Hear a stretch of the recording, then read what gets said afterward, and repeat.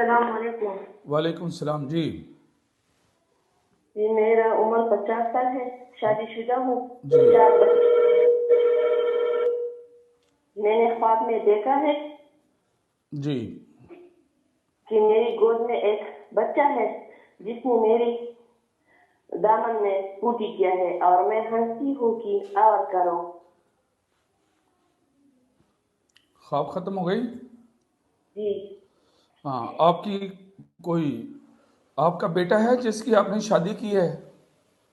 मेरे बेटी है। जिसकी शादी की आपने, जी हाँ। वो प्रेग्नेंट है? नहीं, एक बच्चा है और प्रेग्नेंट नहीं है।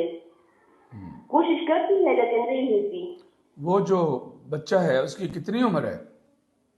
6 साल। ओके, आगे फिर प्रेगनेंसी नज़र आ रही है और जो बच्चा और आपके पास पैसे भी आएंगे, रिज़्क भी आएगा आज कल में। ख्वाब कब देखी थी आपने? जी वो तीन तीन रोज हो गई है। ओके, आपके को पैसे आने वाले हैं जो रुके हुए हैं वो आएंगे इंशाल्लाह। ख्वाब की ताबीर में ये आ रहा है।